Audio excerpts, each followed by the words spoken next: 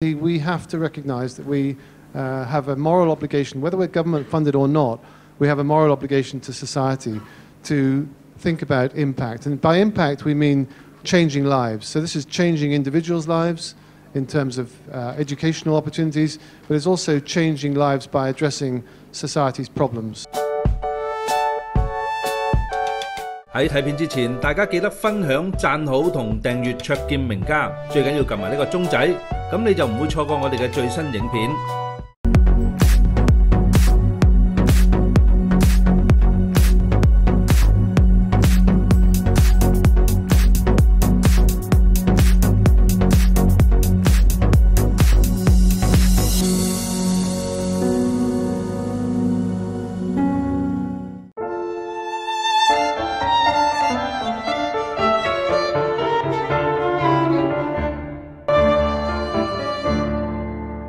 First of all, I'd like to add my congratulations to Man Chuk Fei for organising the forum, to my translators who are sitting over there who've helped me to understand it. Thank you very much. And it's a great pleasure to share the platform with my colleagues here. You know, in the last few weeks, I've spent more time talking to these people than I have to my wife.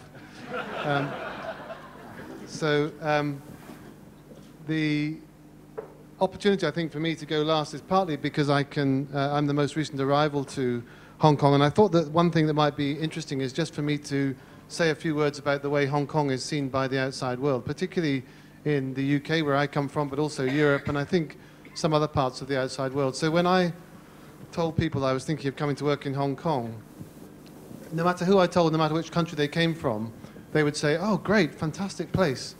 And then my next question would be, "Well, have you ever been there?" And they'd say, "Oh, no, never been there."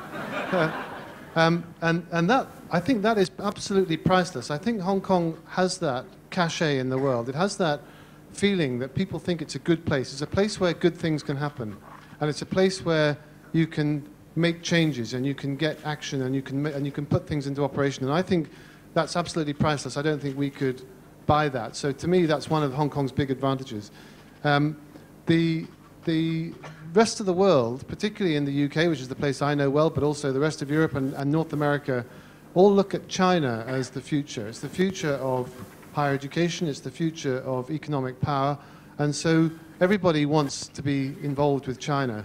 And the rest of the world is beating its path to China. So whenever we're in the mainland, we see other universities from the US or from Canada or from Europe over there talking to the top Chinese universities, in some cases establishing campuses, but certainly establishing links, student exchanges, faculty exchanges and whatnot in mainland China. So we, at the moment in Hong Kong, still have the advantage over the rest of the world. But I would say that that advantage is time limited.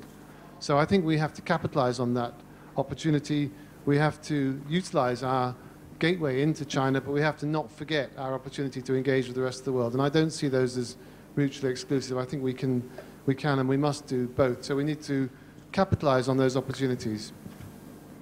We have a saying in English, so when you look at this, do you see a glass half full or a glass half empty? My approach to life is to see a glass half full. So I'm always optimistic and say, yes, of course there are threats and difficulties and challenges about working with the mainland or indeed working with other parts of Asia. But we shouldn't allow those threats to stop us from capitalizing on the opportunities. So I see masses of opportunities for Hong Kong, and I just think the challenge on us is to realize them. So to address the question, international competitiveness, how can Hong Kong maintain its international competitiveness? And I think of internationalization in two ways. Firstly, internal, and secondly, external. So by what I mean by internal internationalization is the internationalization of our staff and our student body. And the University of Hong Kong, as many of you will know, is already a very international organization with more than 50% of our professorial staff being non-local and with substantial numbers of international students and links with hundreds of universities all over the world. So internally, we already have the ingredients for internationalization. But I think more what we're talking about today is the external aspects of internationalization. In other words, how is Hong Kong seen in the world, and how can we maintain Hong Kong's place and even improve Hong Kong's place in the world? And I think I've also come up with 3 points. Everybody always has three. Presidents always have 3 points about everything, because that's all we can remember. So the first point I would say is I think it's important that we behave as a sector, not as 10 independent organizations. So I think we have complementarities amongst our organizations, as you've heard, and I think we need to collectively address our weaknesses. I think one of our weaknesses, as other people have said, is our industrial linkages, our spin-outs, our application of some of our research. I think we can address those more effectively together than we can individually. So I think we should behave as a spin-out, as a sector. The second element, I think, is that we cannot hide from impact of our activities. So we would like to just conduct blue skies research, and we would like to just teach for the sake of teaching, but actually we have to recognize that we have a moral obligation, whether we're government funded or not, we have a moral obligation to society to think about impact. And by impact we mean changing lives. So this is changing individuals' lives in terms of educational opportunities, but it's also changing lives by addressing society's problems, sustainability, environment, energy, weather, all these things. So we need to think about impact. We can't hide from that, and I think we want to preserve academic freedom. Tim talked about our researchers wanting to do exactly what they want. Well, yes, we want that. We think that's important, and some of the best scientific advances in history have come from researchers doing exactly what they like, sometimes without obvious application. But there is a place for that, but we also have an obligation to think about the impact of our work and the way in which we use our funding, irrespective of who it comes from. And then I think the third key is that we should think in terms of producing global citizens. So we shouldn't be producing graduates just for Hong Kong or just for China. We should be producing graduates for the world. Just to pick up the point that Tony, who's now left, about the English language, I was in Guilin yesterday in a hotel in, as you'll know, a relatively poor part of mainland China. And there were a group sitting at the breakfast table in the hotel. They were Germans, Indians, and Chinese. And the language they were speaking, of course, was English. And it just struck me that the unification, the unifying language of business in a place like Guilin is the English language. So I think we should celebrate that. I think we should accept that our graduates need to have language skills, English, Putonghua, and Spanish, I would say also probably. If we had those three, we'd cover most of the world.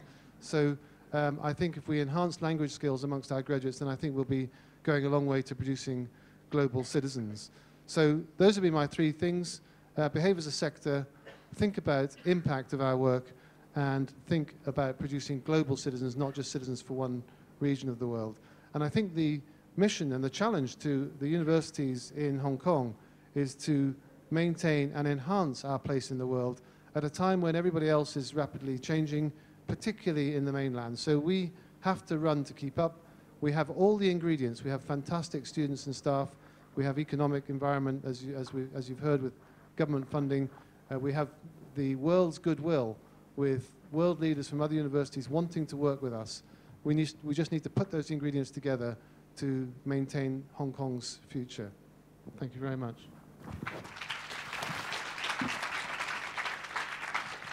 Thank you very much, Professor Maxson. 中意名家分析，記得俾 like 同埋分享，支持同訂閱卓見名家，最緊要撳埋呢個鐘仔，咁就唔會錯過我哋嘅新片。